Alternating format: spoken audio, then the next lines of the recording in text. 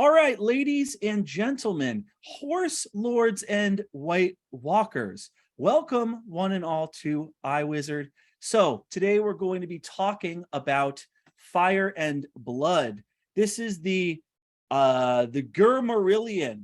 So to do this, I have assembled a veritable dream team of Throne Zone veterans. Today we have with us the one, the only, the one who calls himself just another guy with Wi-Fi, the GOAT of BookTube, Sir Mike Martell.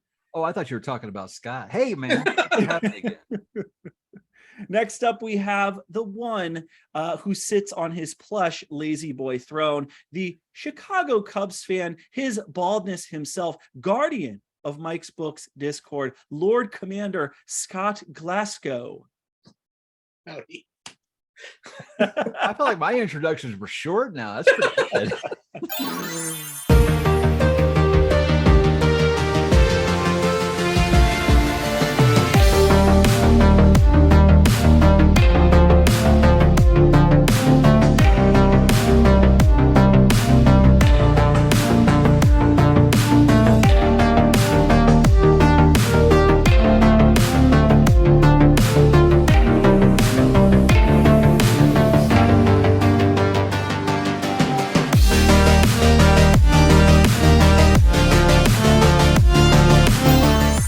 So I am your host, Sir Jordan Mormont, as dubbed by this guy, Mike, over here. So, all right, let's just get right into this. Let's start with this, guys. You're all, big fans of this whole world, World of Ice and Fire, Fire and Blood, all of the kind of the books and the novellas. You guys are veterans. What did you guys like particularly about Fire and Blood? I liked whatever Scott says. You go first, my good man. Okay, sounds good. So I really love all the Jahari stuff. I really like how he and Alisane had a relatively stable kingdom. Didn't always get along very well as sibling spouses, but they did pretty well. I like all of that stuff. I, of course, like all the dragon fighting. That's amazing. Even though they played it kind of fast and loose and killed a bunch of them. Spoiler alert. But yeah, I love all of that stuff. And particularly, even at the beginning, we get a little bit of old Valyria references prior to the Doom. And I like that stuff a lot. I think for me, it's just I'm a number one fan. Like if I had like a little plush foam finger, it would say Aegon the Conqueror on it. I've always been about Aegon's conquest. It's always been like one of my favorite periods. So while I am all about the Dance of Dragons, of course, for me, getting to know more about Aegon's conquest and Visenya and Dark's sister and all these awesome things that you'd always kind of heard of in passing.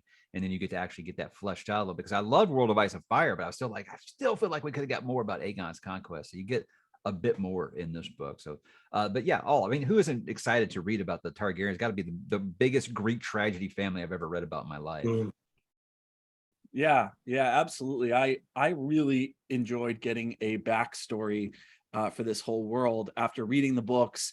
As Scott says, publication order. You can't read this first. You have to kind of go back once you know all the characters, once you're into it. I loved how Martin would take you through the reign of, all these different kings, and you get to meet their children and you get to see how they developed over time. And I just liked how everyone was different, and he was pretty conscientious about making sure that you knew that everyone just kind of had different personality traits. Like one child of one king would be strong and fearless. Another child would be like stupid. Another child would be smart. Another child would be like bookish. And then you'd have like the lusty like princes. And I just really liked charting what the development of all these different characters. Even if you really in this book don't get to really get inside of the characters' heads, you still come to care about the characters and their fates. And it was just so much fun to go along for that ride. I don't know what you guys think about that. Is that the show tie-in edition, the book that you have, Jordan? Yeah, it is awesome looking. I keep noticing that everyone else has this red book. This is just the one that I ordered online. I know that George said that they were putting out a new one right before the show. It's got like new artwork and stuff. And I was like, I'm not buying it again, George, but I was tempted. Yeah. It's funny because when I bought this book, for some reason, I came into this book thinking that I was going to get some kind of just deep history of the Dragon Lords and kind of like the origins of like the whole backstory of the Targaryen name. I don't know why I thought this, because it says right on the cover that it's a history of the Targaryen kings from Aegon the Conqueror to Aegon the Third. But I was definitely pleasantly surprised to find that the book kind of acts like, through the Targaryens, it kind of acts as a history of Westeros. So you get to learn just about, you know, kind of the entire backstory of the world that you've come to love. So I liked that. I was expecting the entire thing would just be filled with these obnoxious blonde people. But actually there was like a lot of, you get to learn about the history of how Westeros kind of came to be. Oh yeah, things you'd always heard about in the original books, like, you know, Torrhen Stark, the Stark who knelt, and things like that. Little tiny things that you hear in passing in the original books, you get to actually see it happening in this. Even though it isn't in a narrative form, it's just like it's just amazing to me. Or how they constructed King's Landing and stuff like that. Just all these things that you always want to know about. The Dragon Pit, like in their original, the regular series, you know, the Dragon Pit's just a ruin. You get to see it like all of its glories, you know, build on. So that's just stuff that I just find fascinating. Yeah. And just even like just stuff that you learn about in Song of Ice and Fire, but you really never get the backstory. Even just like minutiae, like the rule of the sixes and the rule of thumb and things like that. Just kind of like goofy stuff. And, you know, as Scott said, I just love all the battles with the dragons. And man, can Martin can write a battle scene. Just, you know, these battles with these dragons, just like sometimes over 1,000 feet in the air. I just loved some of the battles. And I don't know, just kind of, I don't know about you guys, but it's kind of stark when the book opens up and it's Aegon the Conqueror's reign, and you're expecting just to see like Westeros, and all of a sudden there's just like one family that is flying around dragons. And it's kind of like airplanes flying around, like it's just this medieval world. And then suddenly there is this one family that can just fly from city to city. I just loved it. I thought it was so interesting. Yeah. I mean, that's the cool thing about the Eyrie, right? Because nobody can get to it, but a dragon can get there. Right. So that's why they have that as part of the Seven Kingdoms, because no army can ever get up to it. It's impregnable, but fly your dragon up there and get the meat. I think everyone kind of learned a lesson about maybe this they are all that and then some. But yeah, you think about the original series here, and you know, it takes them a month to get from Winterfell to King's Landing, and here they're doing it in like an hour, you know. So yeah, it's kind of amazing. Loved it. Yeah, and I also wanted to mention the art too. That was one thing I wasn't expecting. Like I was just expecting like the Silmarillion, and there's like a different, you know, beautiful sketch like every, you know, 6 or 7 Martin pages. sure knows how to make incest romantic, doesn't he? I mean, some of those drawings is just like, wow, I can't believe I'm like shipping this brother and sister, you know, marriage here. All right. Just, you know, George will get you there. You're conflicted, right? Because there are all these stories like that are so kind of romantic, and you're kind of like rooting for the characters, but at the same time you're like, wait a minute, should I be rooting for them? Like, these are like two 13-year-old like siblings. Like, why am I like rooting for their success? You know, in Song of Ice and Fire, I definitely felt like you had, you know, Arya and Jon Snow and Eddard, these people that you felt like, okay, these are traditional kind of good guys, do a little questionable things sometimes, but still pretty much like good guys. And this is like, dude, everyone is bad. Like every one of them are terrible people. Some not as bad as others, but they're still doing some stuff like, maybe they shouldn't be doing that. Yeah. So classic book review style. We talked about some of the things that we liked. What didn't you like? What was hard about this book for you? I ranked this book a 4 out of 5 on Goodreads for what it is, right? In terms of my reading experience, I probably would have gone like a 3.5 out of 5, just because there were parts of it that really lagged. And I thought it could have been cut down from like, you know, 720 pages to like maybe 550, but there were some things, but overall there was a lot that I liked. But were there some things that you didn't like? I'd say for me, I rated it 5 stars. Like, I'm just a fanboy, but 5 stars trumpet. That's right. I think it ends in a weird place. That's not where I would end it. And it felt like kind of clipped off at the end. So I thought that was a little strange. I don't know where the right place to end it is necessarily, but yeah, with Aegon the Third taking the power, I don't know that it made sense to end there. So that would be my biggest criticism. Come on, Scott. He wants you to know that you're sitting in his chair. All right. I mean, it's a really weird place to end. I agree, but I guess it did have to end somewhere if we weren't going all the way to the Mad King. You know, like I thought when I first read it. I guess for me, just is that it doesn't have a ton of dialogue. I mean, when I think one of George's biggest strengths is his dialogue, I really do. I mean, look, the guy's got strength on top of strength and all these things. One of my favorite things, his dialogue is always just so damn good. Everything's just so quotable.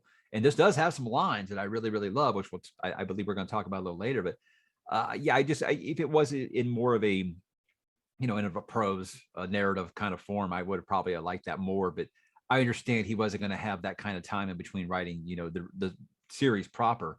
Now we're going to get past all those jokes about him not writing anymore, stuff like that. But with this, if he had tried to do it that way, I think we probably never would have even seen a Dance with Dragons. Or I'm sorry, we would never seen a. But I guess that was more World of Ice and Fire. That he just wrote because he had Elio and Linda help him on that. But I always said back then, if they didn't help him do that, we probably never would have even got a Dance with Dragons. So forget what I just said about this book. But apparently he had this already written mostly for when they were doing World of Ice and Fire, and they realized we are just going to have to cut out a lot of the art. If we put all that stuff in there, it's like, okay, no, I'll just put it in this instead, so I don't have to cut out that art they paid a fortune for, which is awesome, by the way, in both in this and in World of Ice and Fire. That's why I think I'm alone in that I want Blood and Fire as much as the rest of the series, because that's going to take us from Aegon the Third all the way up through the Mad King, and possibly further. I don't know, but I want to hear more stuff about the Mad King and kind of his lineage and all that. I don't want it as much as Winds of Winter and Dream of Spring, no, but I would love to get that, and then I'd love to hear about those 15 years of Robert's, reign before we got to the series. I'd love to hear these things. The transition of power. That's always going to be an interesting topic. For sure. Yeah. More. Give me more, George. More everything. Yeah. Yeah. And I'm trying to follow that rule of John Updike's rule of criticism. Don't criticize someone for doing something that they weren't intending to do. So this was meant to be a history. The book is structured like a history. It kind of reads like a popular history. So that's why I gave it a 4 out of 5, because yes, I do love how good at characterization George R.R. Martin is, how he gets in the head of different characters, how no character is the same. You just get kind of unprecedented access into each character's kind of rich inner life. And so there was kind of a lack of characterization here. It was very zoomed out. And if you've read fantasy novels like A Wizard of Earthsea, it's the exact same way. You're not inside of any of the characters' heads. It's kind of very far back. It's zoomed out. You're learning, you get to see what the characters do, what they say, and you get the kind of broad sweep of things. I guess for me, it was just so that is, you just expect that because it's written that way on purpose. There were a million characters to learn, so it was kind of hard to read. There was just so much content to take in all at once. If you try, I read this in about 2 weeks, and even that span of time, there were just too many characters that were coming in and out, and I wasn't able to really establish a connection with any one character, and there were so many different subplots. Martin does do a good job of kind of like repeating himself in a good way so that you can kind of like get a handle on things, but just Lena, Raina, Raina, they all sound similar, and then they have some of them are just the same name, some of them are just the same name, and there's like half brothers and they're both named Aegon. It's like, what are you doing? Maegor, Maelor, Gaiman, Damon, Aemon, Aemond, Aegon, Schmegon. And it's just like, and if you read that in like a week or 2 weeks, it's all swirling around in your head, and that can be really frustrating too. And I guess I'll say one last thing, because and I love how gritty George R.R. Martin is. So this is not me being like a prude or anything like that, but there was a lot of child sexuality, which I totally get that this is a medieval or even kind of like somewhere between medieval and ancient setting, but I felt like it was almost gratuitous. at times. And again, I'm the furthest thing from a prude. I don't like political correctness. I get it. It's the Targaryens, and it takes place during a time when it was thought that when a girl had flowered, she was ready to be married. And it's just that there's so much of it. And there were times when I was just like, come on, you know. I think going through that many generations, it definitely does seem like there's a lot more than a usual Thrones book. But George, he does base everything off of history. He really, really does. And I think when I talked to Richard Nell, he's the one who said, if you really want to discover some grimdark content, read some history. So, but I think going through several generations of this family, which is just complete chaos, it seems like there's more than a usual Song of Ice and Fire book for sure. That's fair. Yeah. So how did you guys read this? Did you do audio? Did you do Kindle? Did you do print? Did you I'm just curious as to how you guys consume this, because for me it wasn't the easiest of reads. Did you read it with a map in front of Scott you? Talk about the greatness of Simon Vance, apparently. I will talk about the greatness of Simon Vance. We know Mike didn't audio it, which is fine. I definitely did. So this was a reread for me. So the first time I read it just on Kindle. This time I did it immersively. I read it on Kindle along with Vance's narration, and Simon Vance is godlike. He's one of my Mount Rushmore narrators. So it was wonderful. I wish he would go back. Did that get confusing when all the names sound the same? See, I would have to see it with my eyes to know which one of these names. Did he say Rhaegar or Vagar? I have no idea which one he said. But I am seeing it with my eyes. I'm reading it immersively. So I'm reading, listening. Sorry. So doing both. I thought immersively meant like you'd listen to some and then you'd read some. I didn't know it meant at the same time. Nope, I do both at the same time. So that helps Scott, me. I thought it was cosplay. You listen to it and then you act it out. You put the armor on and you just no cosplay for me. Especially not when you're doing the Targaryens. Definitely don't want to. No. I read very little physically, but I do have the book physically. I did flip through and look at some pictures and stuff, but Kindle works better for me. So that's what I did. This was a reread for me. I have been well on record about how I was just a grumpy asshole the first time. I was mad that it wasn't Winds of Winter. So I read it because it's new Song of Ice and Fire content. I'm going to read it. I mean, it could be a poem and I'm going to read it. But I admitted that I was grumpy that first time. I liked it, but I was like, whatever. I didn't like that it was like kind of a history book. This time going into it, that approach, I was like, this is kind of like the Westeros Wikipedia page. I'm kind of down with this time. And I really did enjoy it more this time, but I read it just physical the first time because I didn't have a Kindle yet, and read it physical and in my Kindle. And because this book weighs like 9 pounds and I didn't want to have it smash my face when I fell asleep at night. But I was actually surprised myself. And there's some people in Discord too about how fast I read it. With me, I'm always going to read Song of Ice and Fire stuff really, really fast. But even I was like, I don't know, this is a big boy. This might take me like, at least 10, 14 days. And I think I finished it in like 5. So I read The Dance of Dragons itself in like a day and a half because it was so good. But great. What did you get out of it the second time, Mike, that you did? I think I got a lot more of the names separate this time. When I went into the first time, I was like, all I really care about is Aegon. That's all I really want to know. That's the most interesting one. Jaehaerys, it's like, I think with this time, the Jaehaerys is just getting to see, okay, so there is a Targaryen ruler who actually wasn't a bloodthirsty hack. He actually wanted peace, and I think that was besides Aegon, it seems like Jaehaerys was the only one who really, really wanted peace. I mean, Viserys the first, we can argue about that. We're going to talk about that when the show comes out. But I really felt like that really, I think this time getting into it, being more into the, what are we going to do to maintain peace? Because it just seems like no Targaryen ruler. It always seems like, okay, I know I'm king, but what else can I get? It's what it seems like they're like. So this one, I think I really did pay more attention to Jaehaerys this time. For me, I did mostly audio this time. I'm someone who's kind of like Scott. When I read for school, I read pretty much all with my eyes because you have to. You can't just audiobook the lessons you're going to teach. You have to read the language. You have to read the commas. You have to just kind of annotate it so that you can kind of annotate it with your students and things like that. But I really do love audiobooks when I'm commuting and things like that. And I do what you do, Scott. I thought I invented that, but but then when I met you, like you're the champion of like immersive reading. I love doing that. You just have to get the right audiobook speed. But this time, because my wife and I are buying a house right now, and it's really stressful. We just signed the PNS, the purchase and sale agreement today, and our bank account is just rapidly emptying.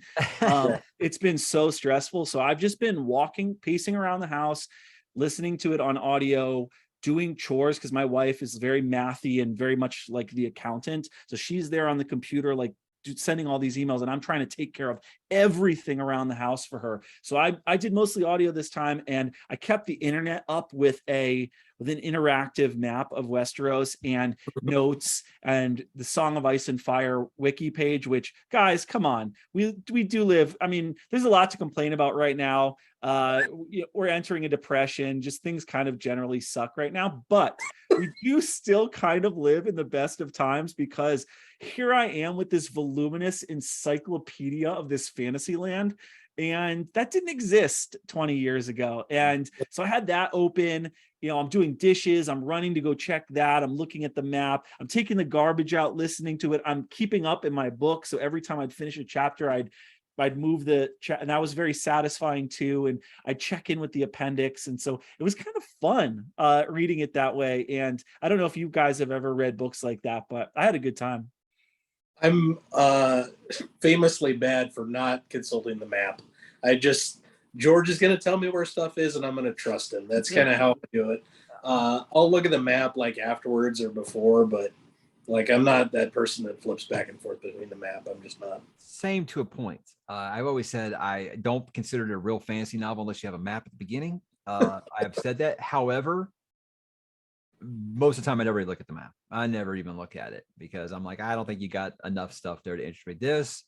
He talks about stuff so damn much that I want to know exactly where it is. And that Folio Society edition it's got a map that's the size of a bed sheet. I'm not even kidding. And it's amazing. I mean, I'm rereading a Game of Thrones right now, and they're like, they're on the King's Road right now. I'm just like following them where they're at right now. It's just amazing to do it like that. But I think Malazan was the last one where I actually had to like go to a wiki to try to remember who the hell a character was.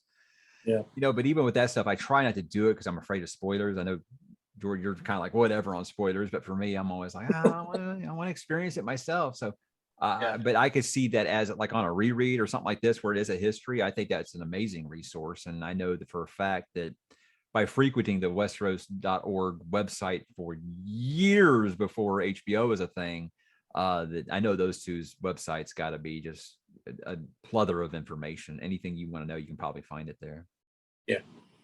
Yeah, for sure. So I want to talk too about this device that Martin uses throughout the book, but especially in the latter half of the book, where he basically says, here's Munkin, here's the official vague account of what happened, and here are two inside sources in Mushroom and Septon Eustace who have a totally different account of history of what they claim to have seen. So why do you think Martin chose to tell the story of Team Green versus Team Black and the dance of the dragons this way? What do you guys think this style of storytelling does for readers? And I'm wondering if you enjoyed it, that whole like different kind of competing narratives and competing accounts, and who was telling the truth and all of that. Well, Scott is Mushroom's #1 fan, so I'll let him take this one for sure. I do. I love it. History isn't nice and clean and neat, right? So there's always someone's account of it. There's always a bias inherent anytime you're telling any kind of historical narrative. So I really like the fact that there are these various sources that tell similar but varying accounts. I think that really adds a lot for me personally. And I am Team Mushroom all the way. I do love that little impish idiot. He is fantastic. So I think George is real big in his main series about history being based on a lie and a lot of sensationalism and things like that. And kind of, for example, he would say that you could go through like real actual history and hear about like what he based the Red Wedding on, and about how in the middle of that actual real life event, which I can't remember the name of right now, about how like there were war drums and they brought him out a plate and then opened up, there was like a boar's head on there which told them that they were going to die or whatever, and said, but that was probably all made up. That nothing really happened like that. They invited him for dinner and then they executed him. That's really probably all that happened. So he says, in most cases, the most dull version of the story is probably the real story. But I've always been real big about history is written by the winners. And I think that all of the people telling the story here they have no problem letting you know that they're biased, So I think anytime you can kind of get the unreliable narrator, usually I hate unreliable narrator. In this case, I think it's fascinating because we've got 3 viewpoints of the story now. And so when we watch House of Dragon, we're going to find out which one apparently is the real story. That's kind of the way that I'm looking at it. So I think that's great for that show too, because it gives them some wiggle room. Where people can be like, oh, it's not like the book, they changed it. No, there's 3 different accounts. I'm sure they're going to use one of them. Yeah, I agree with you. It's going to be really interesting to see how House of the Dragon does this. Because as you said, they have some wiggle room. It's funny because it's very similar to what I tell my AP language students. They have to do a current event project, and I force them to, use the internet to find sources, and they have to do the counter argument. They have to present an article, pick it apart logically, identify logical fallacies, go through the reasoning, make sure it's valid, check other sources, see what the bias of the author is and things like that. And what I often tell them, and I know there are different philosophies of this, so this could be just my kind of bias, but what I do tell them is, if there's a big story going on in the country and something happens, what you should do is read the New York Times, which is like a center-left newspaper, and then read the Wall Street Journal, which is like a center-right newspaper, and then read like Reason Magazine, which is like a libertarian newspaper, and read a story about what happened in all of those papers, and then look for what the through line is. Like, what are the facts? What do each of them agree? So what is the if you can find a pattern of facts between the Wall Street Journal and the New York Times and Reason Magazine, that's probably close to what the truth is, because that's what each of these papers is willing to acknowledge. So the New York Times will bury something in paragraph 23 that the Wall Street Journal will lead with. Wall Street Journal will bury something in paragraph 23 that the New York Times will lead with because it doesn't fit in with their narratives. And so just kind of like read each thing and then think for yourself. I think that's true with history as well. And so when I'm trying to learn about something like, I don't know, pick an event, the French Revolution, I like to read kind of scholars that I know have one perspective, scholars that I know have another perspective, and then maybe something that's a little bit more factual and neutral. And that's kind of how I like to do it. And I think I was kind of performing that same exercise here in Fire and Blood. And I think it was so much fun because it really gives you an option as a reader. Like, what are you going to believe? Are you going to believe Septon Eustace? Or are you going to believe Mushroom? And it made it more realistic for me. So, and it's also a commentary on the fact that history, as you pointed out, Mike, is written by human beings with biases.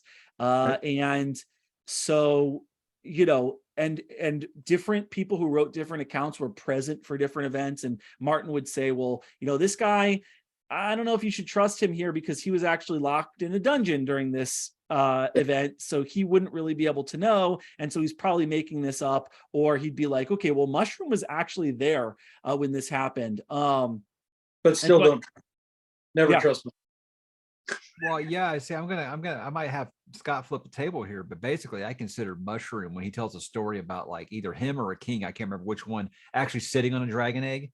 That's when I was kind of like, okay, he's the National Enquirer of Westeros, so I'm probably going to believe the other guy. I called him the George Costanza of the world the other day. That's who I like. Okay, now I want that casting to happen, by the way. But I think that you just got to kind of take all of this as kind of a grain of salt, because I mean, even the beginning is like, hey, even though this happened 200 years ago, and this is from a friend of a friend of a friend, I heard this kind of thing. It's like, yeah, think about how that story is going to deteriorate over a year, much less 200 of them. Right. For sure. Yeah, there were just so many cool things, like where I wasn't sure who to believe. So I love how at one point, and this happens so many times, the narrator is like, okay, so the king's brother Daemon was sent away from court. So either the king got in a spat with him again, or Alicent made the king send him away because she got sick of him. Although our 2 sources say the reason might be a bit more interesting. Septon Eustace is way less salacious with his takes than Mushroom is.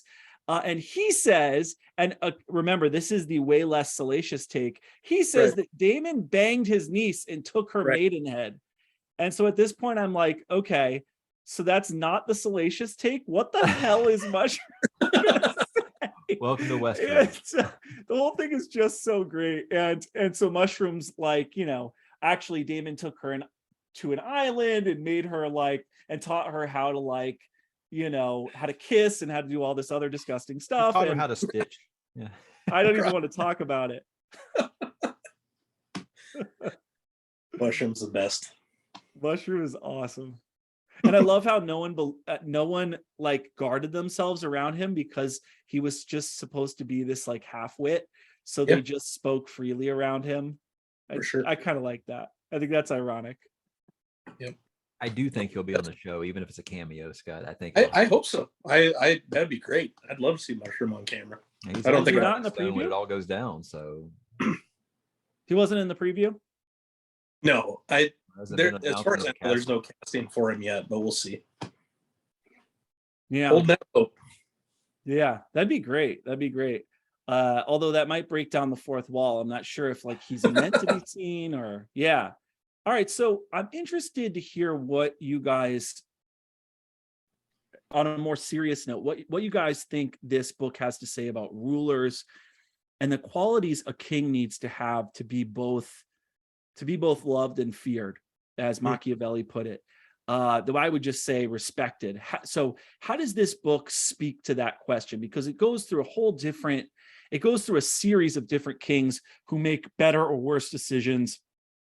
And we're constantly getting commentaries on the effectiveness and the justice of these different kings. Mm-hmm. And so I'm wondering what you think that the commentary this book makes is with regard to, what qualities a king needs to rule, because that's so many of these books that you guys go to Barnes and Noble are classics at this point, are written by these advisors who write these books to give to these rulers to tell them like this is how to be an effective ruler. So like the Tao Te Ching was written by Lao Tzu, and that was actually a guide for, it was essentially his version of Machiavelli's The Prince. Sun Tzu, The Art of War, Machiavelli's The Prince. So there are all these like guides to how to be a good ruler, and the question is controversial. Like what is a good ruler? How do you think this book kind of addresses that? You go ahead first, Mike. Oh, is that I was still actually kind of cooking it. I think it's kind of a. Do you want me to go first? No, a little bit more of an overreach than like a Ben Franklin. I've given you a republic. Can you keep it? More like I've given you a kingdom. Can you keep it? Kind of thing. Because you see right away, it's almost like I've said, you can have a really super successful business, and you hire the wrong CEO, and it can go south really fast. You see how they ruled this long because of dragons, and they didn't do a good job of maintaining that.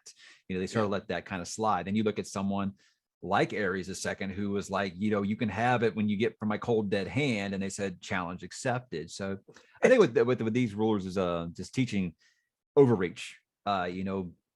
Try to make your people love you, not fear you. I think that's always a kind of a fine line. It's toughest for a ruler always, is like, do I want them to love me? Do I want them to fear me? Where's the middle ground kind of thing here? I don't want to be like a pushover, but I don't want to be a tyrant. So it's got all of those lessons, I think. But for me, the biggest one is look what Aegon gave you, and he showed you the way, and you didn't listen. And that's why you're no longer in power after 230 years or so.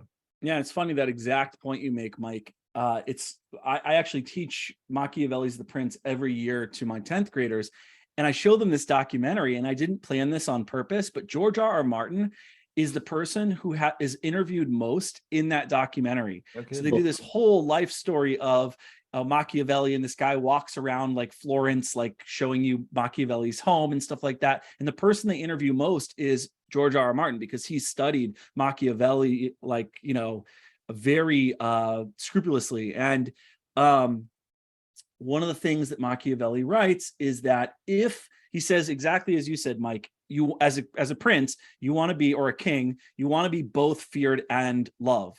Who wouldn't want that? Of course, that's what you want. That would be perfect. That's the best of all possible worlds. But usually you can't have both.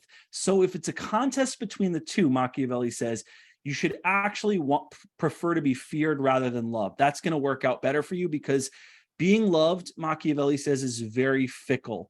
People people love you when they feel gratitude, and and their gratitude is very fickle. So you want to be feared because you can rely on fear more, says Machiavelli. And I think you can just tell in everything that you read from George R.R. Martin that he has studied Machiavelli. But one thing I want to add to what you said, Mike, is I think in some ways too, this book is about the idea that there is no one quality or set of qualities, but that there's a season for everything. Sometimes the realm needs a conqueror who unites the kingdoms and brings them to the table. Sometimes it needs a wise man, a conciliator, who keeps the kingdoms united, who gets rid of the discord, who brings fairness and like women's rights and things like that to the realm. Sometimes it needs a cruel man to oust the weak, indecisive man who's been ruling, but hopefully not for long, right? So it's just this idea that there's no one sort of archetypal ruler. But I also think that there's a lesson in this book to be learned about the way in which a ruler's reputation and his fates are in some ways contingent upon the zeitgeist, the national kind of mood or spirit of a nation or a realm. That, for example, the qualities that made Aenys look weak just immediately following Aegon the Conqueror, in Jaehaerys were much more attractive following the reign of Maegor the Cruel. So it very much depends on what the national kind of mood is, that when Jaehaerys takes over, clemency and mercy and a light sort of ruling touch is something that the people were hungering for after Maegor, but not so much directly after Aegon. You guys, does that make any sense? Oh, sure. When you don't got big shoes to fill, as people are gonna be like, "Oh, great, you're not a mass murdering asshole. Hey, we love you." So yeah, for sure. I didn't have anything smart to add, but I was just gonna say you have kind of the two sides of the same coin. You've got Maegor the Cruel, and then you've got Viserys, who just wants to make everybody happy around him. He doesn't care about anything else except, I don't want any arguments around me. I just want everything nice. And that isn't going to work, right? So it says in this story that, every time a Targaryen is born, we throw a coin in the air and just fucking hold our breath. That's absolutely the truth right there. Yeah. Yeah, exactly. Yeah. So speaking of what we even mentioned, so this is definitely a book of changes. Often this is the different reigns that we go through. It's a time of iconoclasm and of upheaval. There's really a lot of commentary on like gender stuff. And I think Martin actually handles it really well.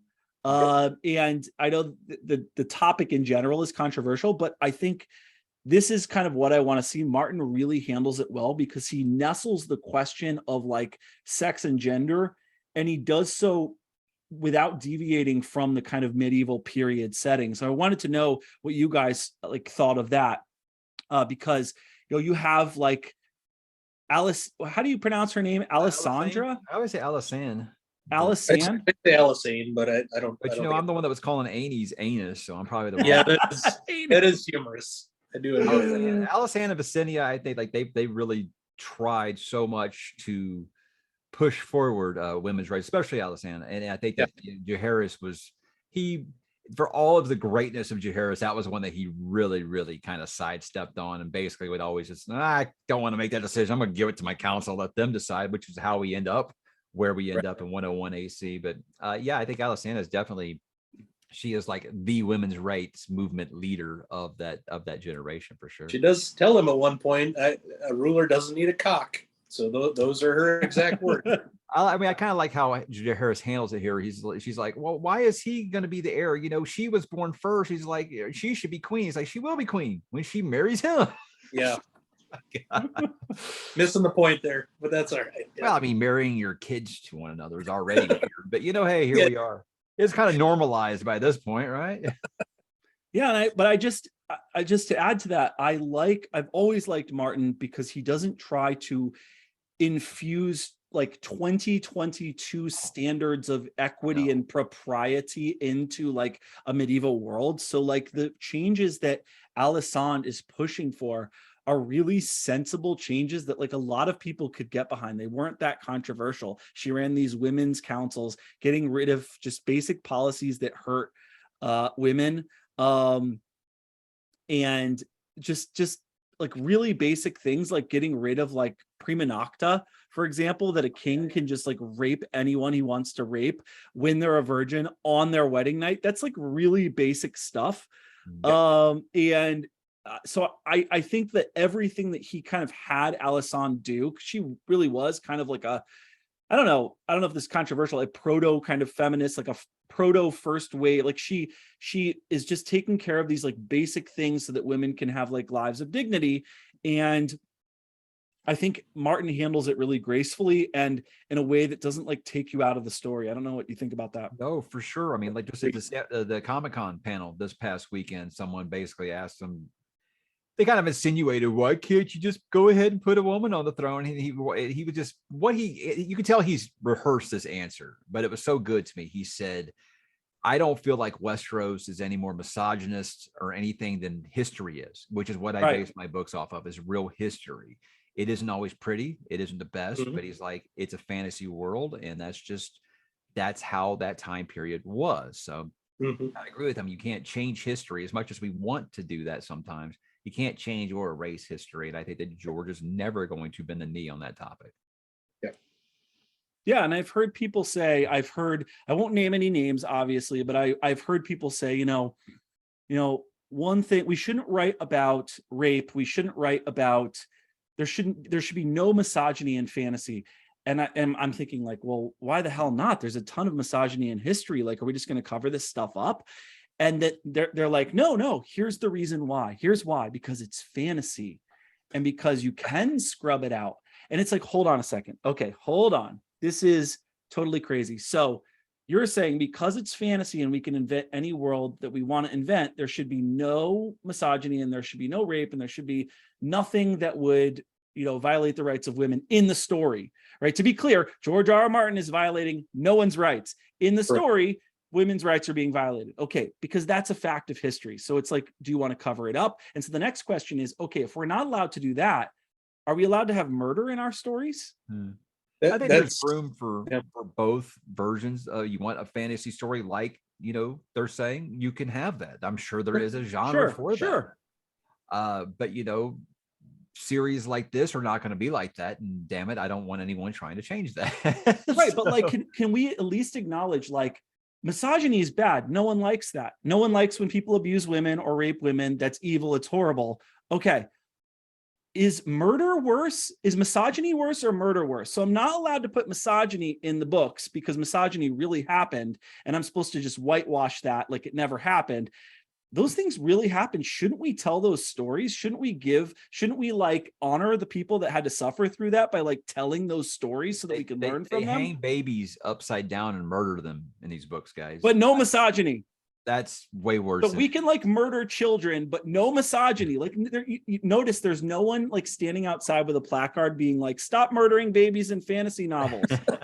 It's like, but it's like a little misogyny. And it's like, well, that's what medieval times were like. And can't we tell a redemptive story about, and the thing is in this is a real story of, there's this whole question of whether the Iron Throne of Westeros could pass to a woman or whether it had to be a true-born male heir, a male descendant.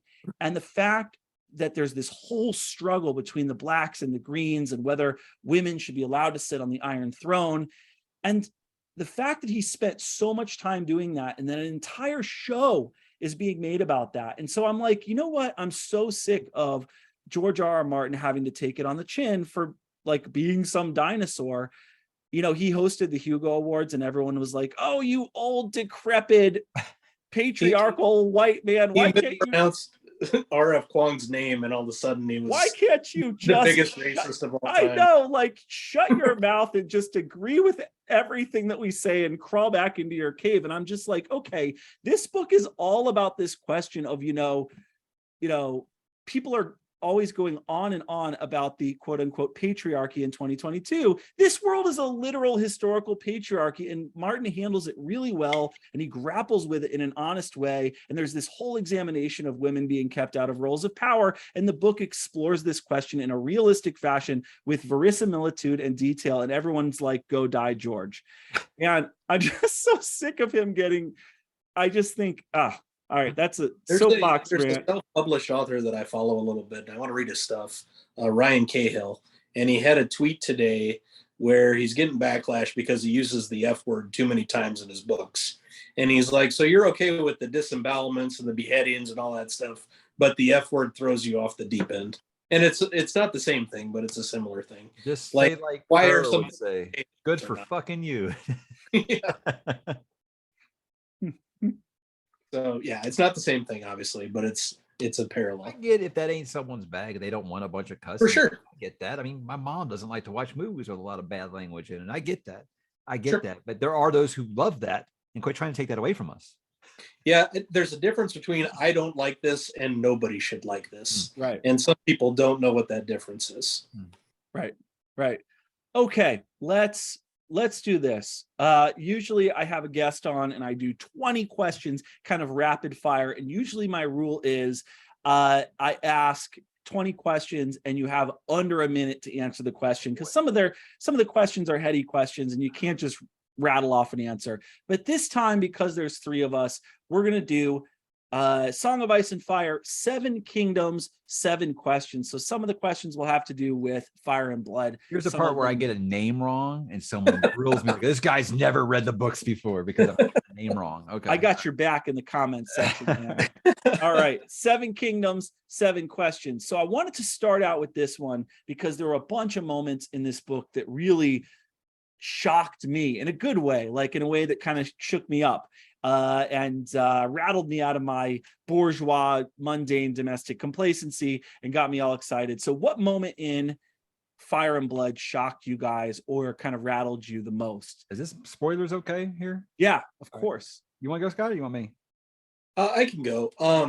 So I don't know if shocked is the right word, but and I remember when I first read this too, learning that the Targaryens were a powerful family, but not necessarily the powerful family in Old Valyria. So there's 40 some Dragon Lord families, and they happen to survive because Daenerys the Dreamer said, stuff's going to blow up. We need to get out of here. So they got out of there.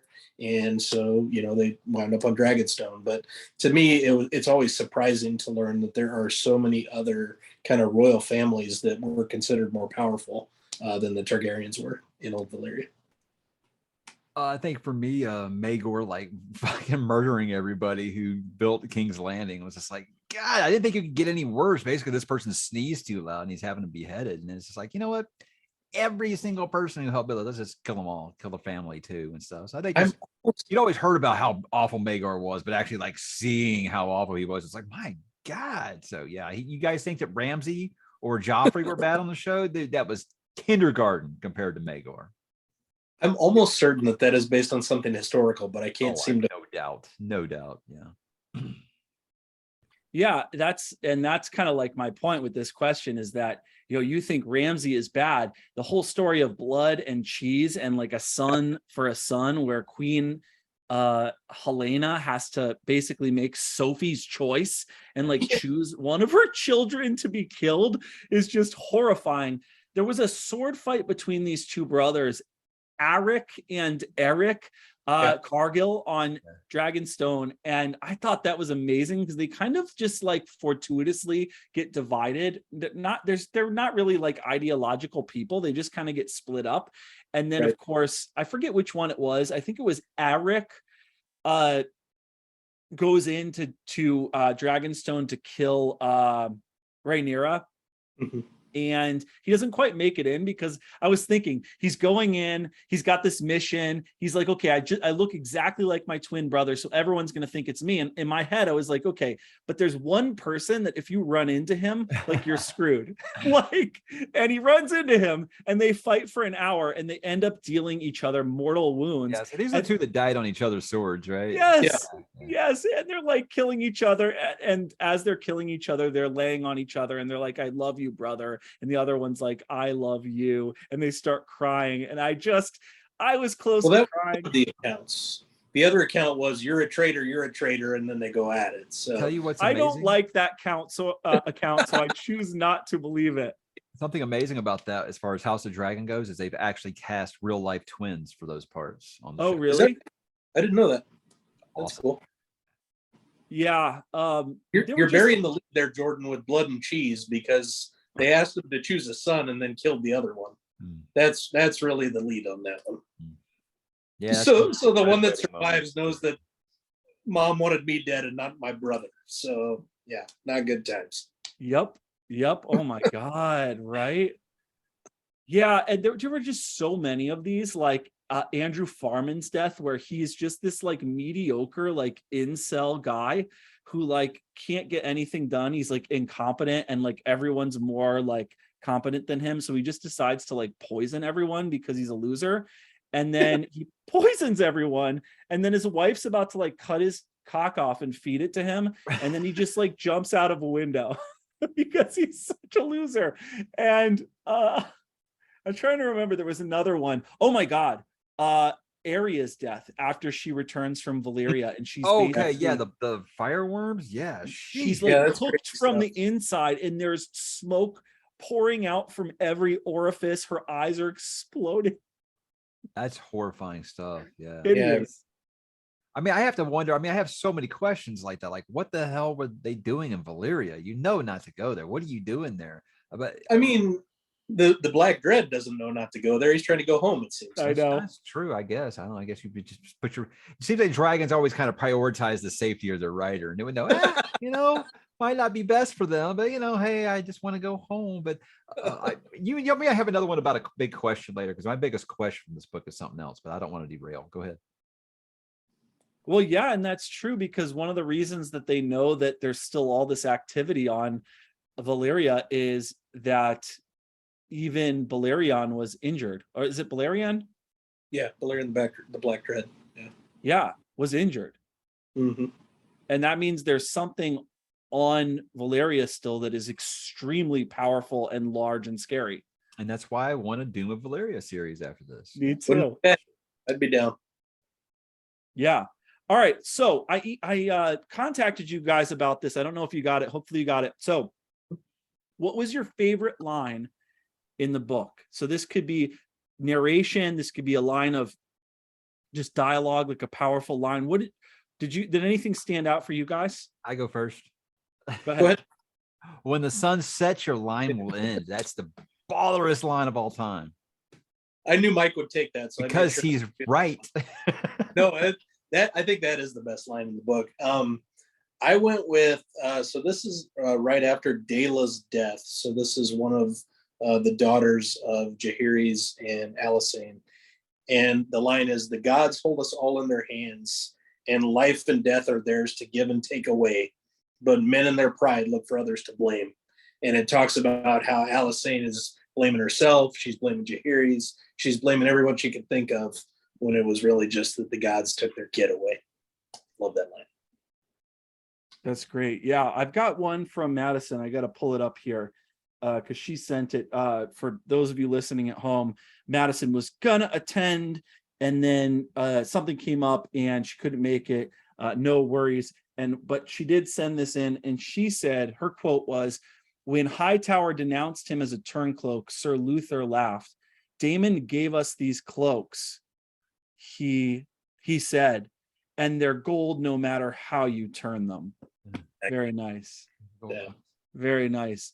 And so I had a couple. So the first one that I'm going to share with you guys is when Alessandra offers Rhaena Targaryen a new husband, and she says, "I fed my last husband," that's Rhaena, "I fed my last husband to my dragon. If you make me take another, I may eat him myself." Yeah, that's good. That's good.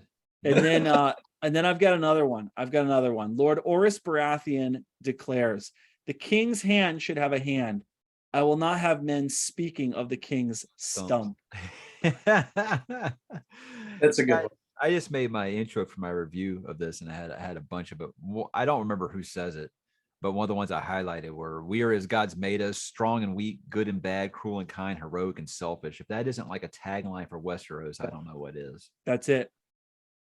Perfect.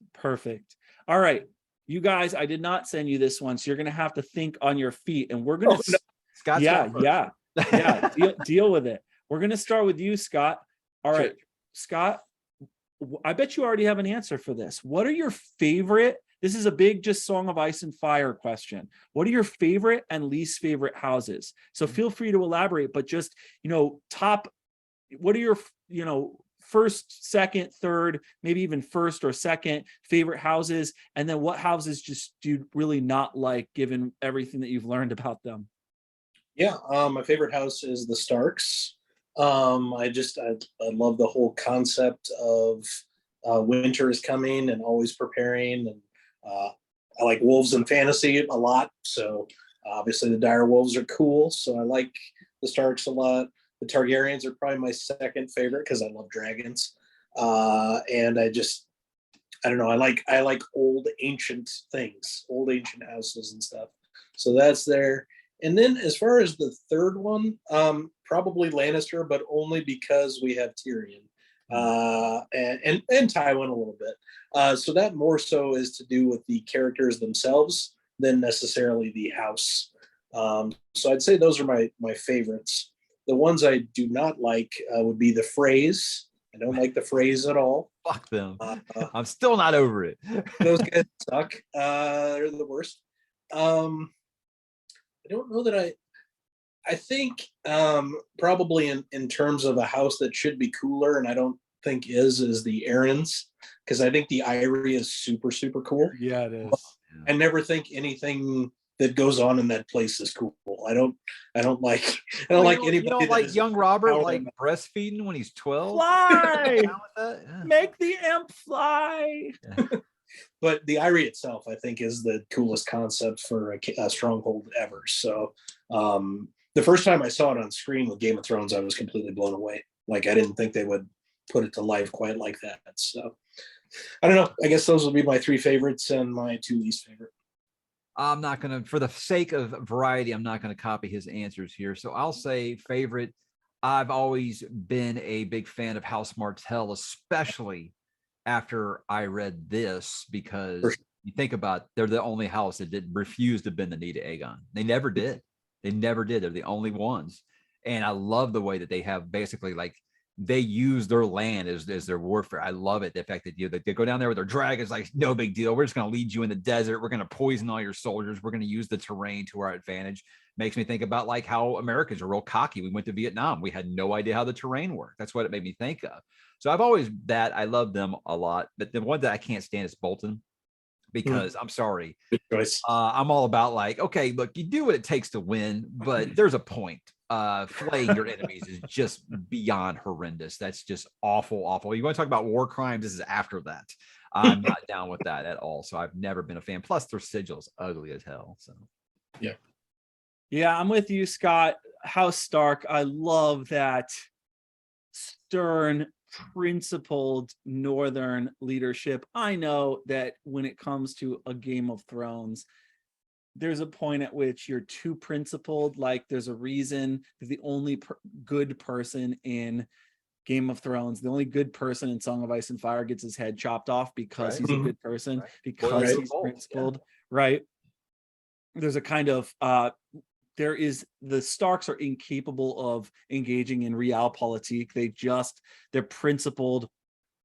They're fiscally responsible. There's this kind of sternness about them. They're always preparing for winter, and there's just kind of a principled thing about them that I really appreciate.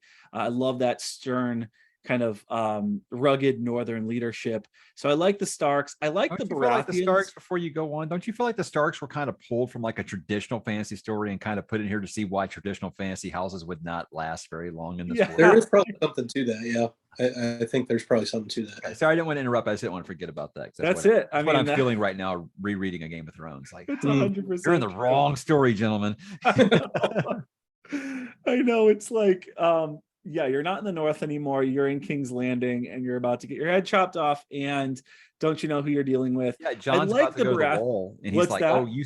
John's about to go to the wall. And he tells her, "Oh, you Starks are hard to kill." And I'm like, "Read forward a little bit more, John." Sorry. Yeah, I mean, I'm with you, Mike. I like the Martells. I like the Baratheons just because I love the stag, and I like how kind of lusty they are. Robert is one of my favorite characters. Storm's End is underrated. What's that? Storm's End is an underrated keep. Yeah, Storm's End is cool. For sure. And then I guess, unfortunately, sorry, Scott, to kind of like contradict you here. Oh, that's I right. very much dislike the Targaryens.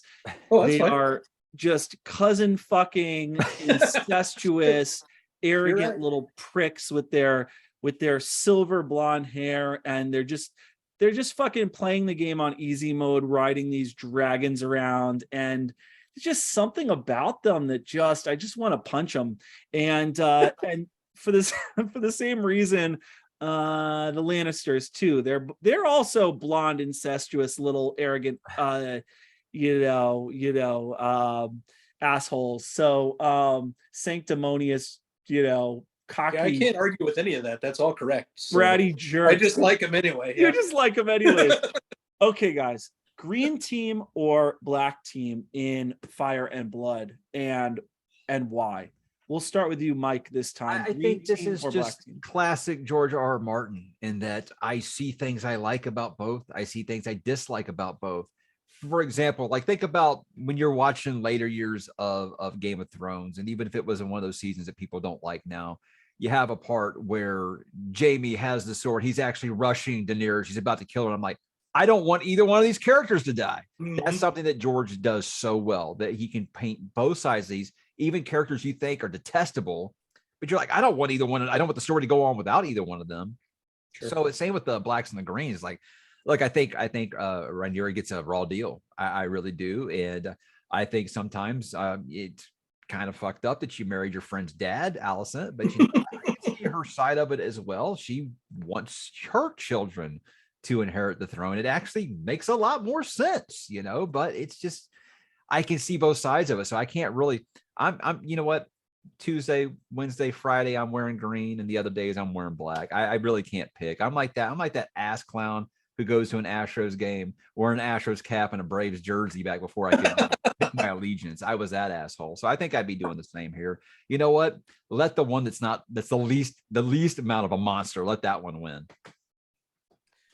I'm definitely team black because I think something should be said for this was the handpicked successor. Yeah. So I do think that should have some credence. You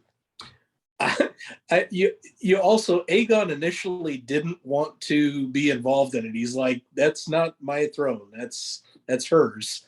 And Allison's like, well, then your kids will get screwed over and stuff. So you got to do this. So he's kind of talked into starting this war.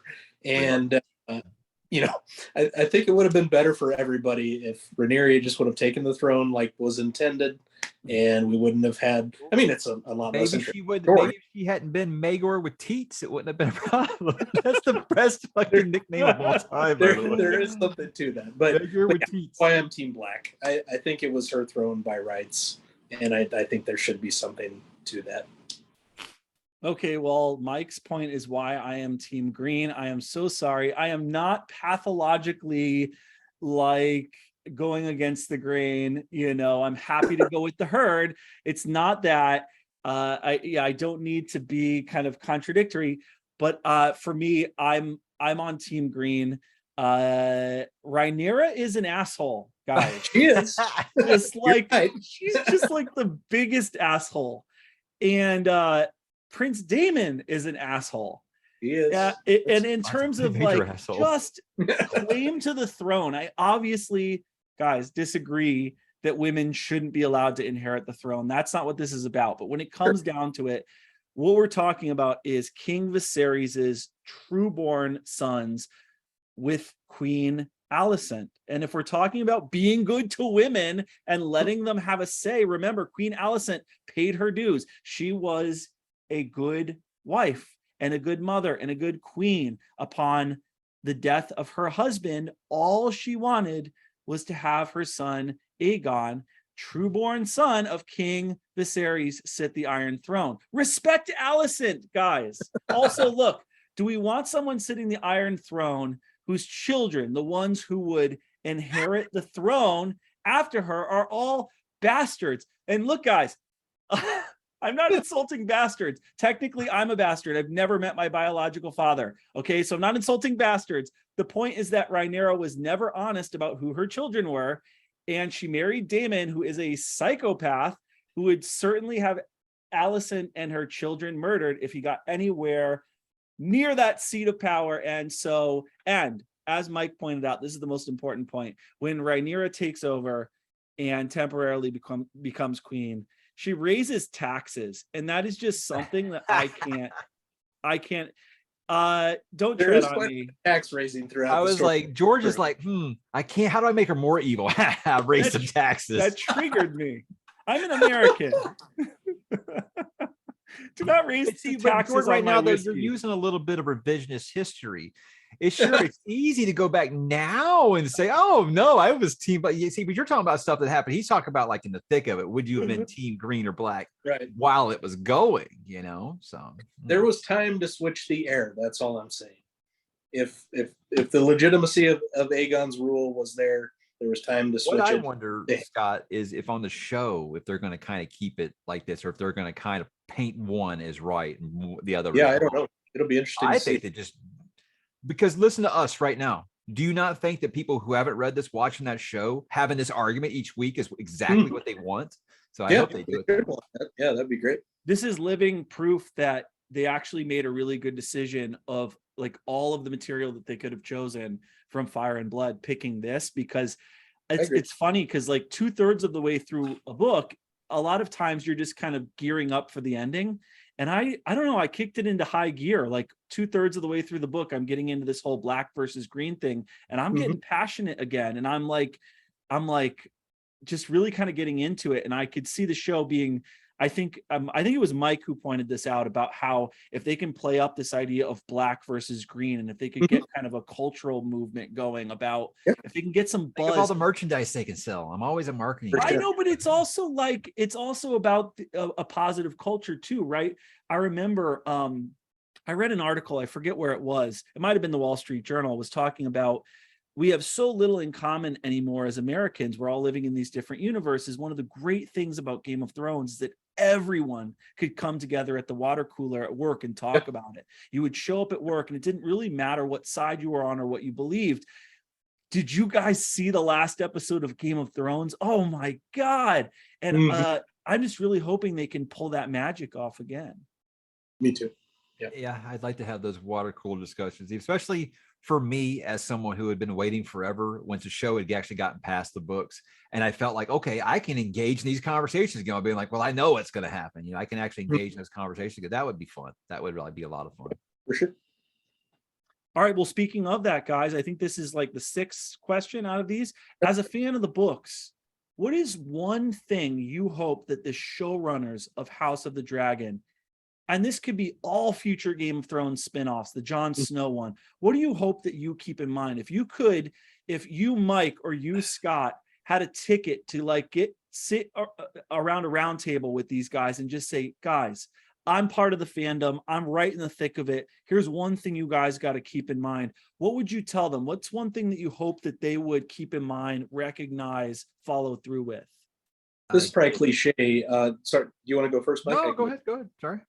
Probably cliche. I don't want them to lose story for spectacle, which I think is what happened in Game of Thrones towards the end. Definitely. And I don't think this team is going to.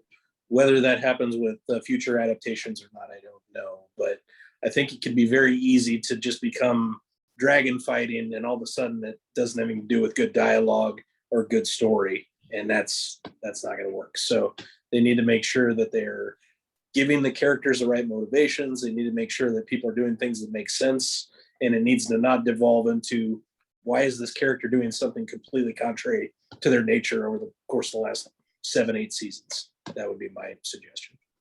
For me, it's stay true to George. You've got, obviously George is not going to be writing on the show, but you know what? I'm pretty sure you pick up the phone and say, hey, George, we don't know what to do here. What do you think? Listen to him. Listen to him. You've got that kind of consultant on speed dial. Use it. And anytime, something that Denny V said when he was, he did a video after he adapted Dune, talking about anytime that he would get stuck filming that movie, he would always go back to the book and ask, what would Frank do?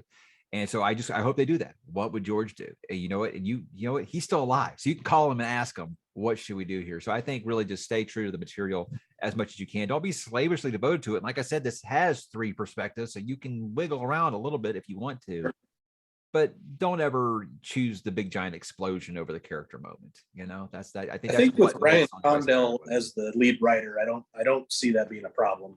That dude worships George. Yeah. So Yeah, and I'm with you, Mike. That was everything I was going to say. And I the thing that frustrates me about the Song of Ice and Fire fandom is one of the things that really, really frustrates me is that we play this hindsight is 2020 game where we pretend like Game of Thrones wasn't one of the best shows that's ever been made ever. And I am so goddamn sick of that. The idea, it's utterly infuriating. Okay. It's like, stop doing this revisionist thing where, because the last half of the last season sucked, and let's all admit it sucked. Okay, fine. Terrible. Let's broaden it out and say the last season sucked. Stop pretending like the first 6 seasons weren't the best fantasy adaptation that's ever been done, maybe after Peter Jackson's adaptation of Lord of the Rings.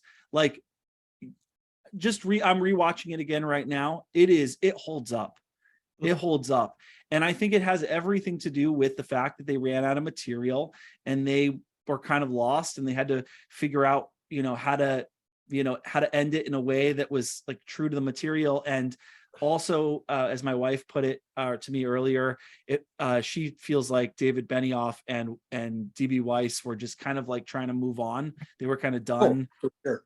Yeah. And they were just moving on to like 11 or 12 or 13 seasons. Yeah. But let's stop pretending like because the last season sucked that the entire show sucked. Right. I've ranted about revisionist history on the show so many times. I'm like, look, I didn't like the last season. I had problems with stuff in 7, but it was still the best damn thing on TV. That's right. But yeah, I mean, the people that act like now, that go back now and be like, actually after like season 4, it sucked after that. And I'm like, are you kidding? You guys were so obsessed with this. You couldn't have a regular conversation without being like, Dracoris, you couldn't do shit without that. Now they want to act like, oh, I was out after like season 5. Bullshit. You guys were like counting your sleeps until season 8 started. And a week before the season aired, there was articles everywhere about, is this the greatest show of all time? Up there with MASH and Sopranos and Breaking Bad. And it was saying, yes, it is. So don't tell me it was bad for 3 years. I don't buy that shit. Nonsense, for sure. Exactly. I remember distinctly, I was at an Irish pub and NIKKI and I were out at trivia night, and like 3 of the questions that night were about Game of Thrones, and one of the questions is, what is the most pirated show in the history of television? Yeah. And we all at the table knew immediately, obviously it's Game of Thrones because it's the best show and everyone knows it and everyone wants to watch it and no one wants to pay for HBO. And so stop it, guys. You at home, stop it. Kind of funny when HBO had like 6 million subscribers and are like, this episode had 20 million viewers. I'm sure HBO had like, hey, what the fuck? Okay. All right. This is a tough question. This one's number 6. If you had to live through one of the periods we learn about in Fire and Blood, which period would it be and why? I know we're Americans, so we don't see ourselves as being subjects and we loathe the idea of being ruled over. But if you had to choose a period to live in, which one would it be? I don't think I'd want to live in Westeros because there's just way too many metal objects with pointy ends that always want to find. Gun to your head, you have to pick. But if I had to pick, I guess it would be under Jaehaerys the First rule because it seems to be the most rational time to live. Basically the only time where it was like, okay, I'm not going to die just walking to go get some eggs from the rooster this morning, So yeah, I think there or Aegon, when Aegon first settled everything. And it was, besides the whole shit he had going on with Dorne, if I'm on this side of Westeros, I might be okay. I hate to steal answers, but I mean, Jaehaerys is the only era that I think I could possibly survive past the age of 10. So that's what I got to go with. Yeah, same here. I hate to be boring here, but I also have to be honest. King Jaehaerys, good order, a mostly peaceful realm, a growing economy, sensible reforms, the growth of trade, flourishing trades, women's rights, Kept the better dragons drinking going. water, getting rid of kings being able to rape your virgin daughters. So come on. Pretty much handled everything great except like being a dad. He was a pretty rotten dad. You know, Not a great dad. That's but, true. you know, as far as like as a ruler though, yeah, it'd be hard pressed to top that. Which, by the way, just because I wanted to ask before we moved on, is it amazing? Anyone else, you talked about how they were playing this on easy mode? Isn't it weird they kept everything for like 100 years after the dragons all died? That's weird. I'm surprised it took that long for an uprising. It took a king saying he was going to blow up King's Landing for you to finally be like, all right, enough of this shit. Yeah, it's wild, right? Yeah, he had to kill Ned's family basically, and it required a lot of different steps in order for there to be an uprising. So yeah, that is pretty interesting. And I don't remember who the ruler was, but there was that one Targaryen that wanted to bring the dragons back and drank wildfire. So that didn't work out, obviously. But yeah. There's some winners in that family tree, let me tell you. All right, my brothers. So the last question I have for you is, what is next? And this is me peer pressuring you. What do you think you'll dive into next?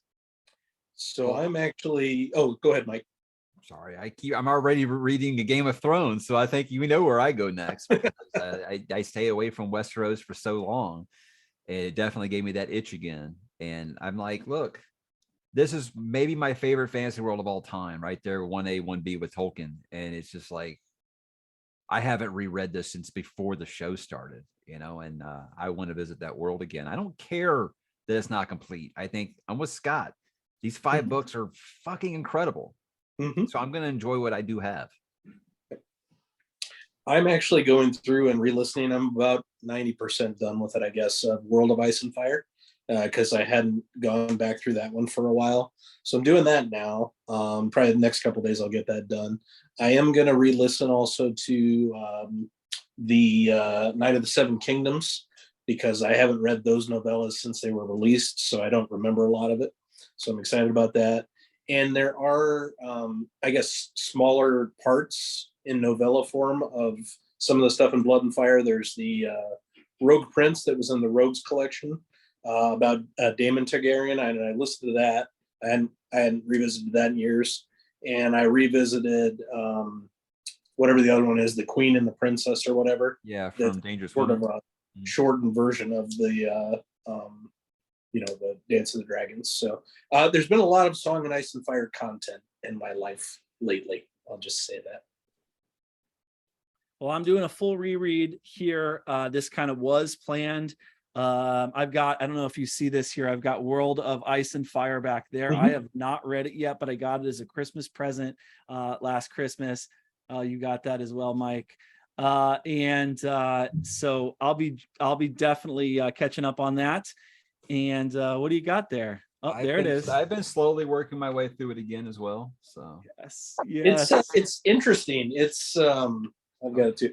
It's a lot of the Targaryen stuff is kind of condensed, but it also goes into a lot of the other houses and a lot of the lore and history of several parts of the world and stuff. So it's really cool. I liked it a lot. Yeah, I opened it up. I flipped through it. What should I look out for? Like, you guys have both read it before, right? Just take your time. It's definitely not that you're gonna read it. Don't audiobook it. That's the biggest one.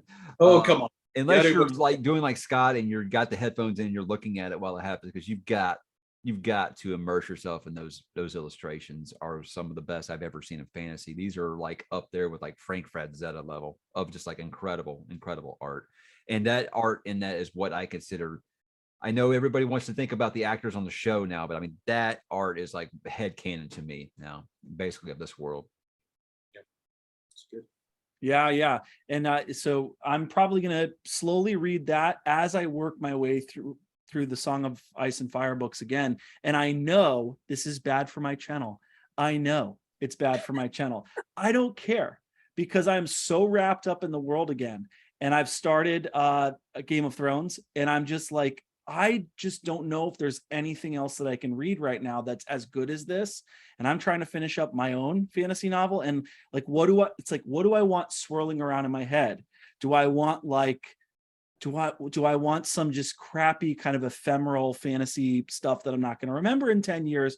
Or do I want to read this series again? And the answer is, I would like to fill my head with the world of Westeros. So that is what I am doing. And so if you guys ever want to talk about any of the Song of Ice and Fire books, you let me know. I'm on this journey, and so With me, I'm it's more excited. of a, Mike, when do you not want to talk about these books? So, Yeah. I will I'm always doing my reread in January, and I can't wait. It's been a few years since I've done the series, so I'm super stoked. I'm trying to get people to eliminate a couple questions. One of them is it complete? Because when the answer is no, they always say, well, I'm not going to read it then, because that's no good. And I want them to, where's the next book already? Where is it? Which is sort of the same thing. But like, just enjoy what we have, as Mike said earlier. Appreciate the fact that these are amazing books. It's an unbelievable series, my personal favorite. And just enjoy yourself. It is. The one I'd like to get rid of is, well, I watched the show. Why should I bother with the books? That's fucking better. That's why. Another big one. The show is good, guys, because the source material is good, and it's even better. Right. It is. Exactly. That's right. I tell people, oh yeah, you like the show? Well, when you open that book, everything that you liked about the show gets elaborated upon, and you get to learn more about it. So do you really like the show? Or is it just like sort of like evening entertainment while you're having your cocktails? Or do you like are you like really interested in it? Because if you are, open up a Game of Thrones and you'll learn everything about all those characters you fell in love with, but you'll get more inside of their heads.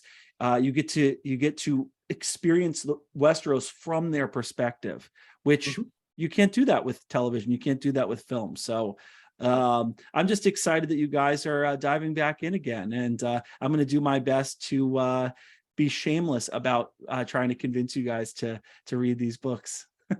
So, I'm not even waiting until January. But I'm going to do it slower though. I mean, I don't know if I'll even be done, because I did promise Scott I'm going to read Live Ship Traders, so I'm not going to step on that. But I could see myself reading like the first couple here in the next couple months. But your slow, Mike, is like as fast as I can read, that's like you're slow. So I feel like that's literally my pace. I'm a very slow reader. Series, you might be right, because it is easy to sit down and do 150 pages in one sitting. You and Scott are like Will from Good Will Hunting. You sit down in a bare room in your stupid little chair with your light on top of your head, and you're just like, not even close. And then the psychotherapist interviews you, and you're like, well, you see this, Jordan? Look close. You see this luggage under the eyes? It's because I forgo sleep to read. That's why. So that's how I find you guys are like this, and I'm just like, hold on, what was that again? So I feel like we'll actually keep pace with one another. Hey guys, thank you so much for doing this. This is a lot of fun. Had a blast, and we'll do it again at some point, and really appreciate it. Thanks for stopping by, guys. Hey, my pleasure. Let's do it again for a Game of Thrones. Indeed. Awesome. Hey, Bald Booktuber guys, tune into Bald Booktuber. Scott's making great videos. You have the best booktuber on the internet, Mike from Mike's Books. So I'll link to both of their channels, and definitely check those guys out, and happy reading in the meanwhile. Bye everyone. Thanks, Jordan. Thanks, Mike. See you guys soon.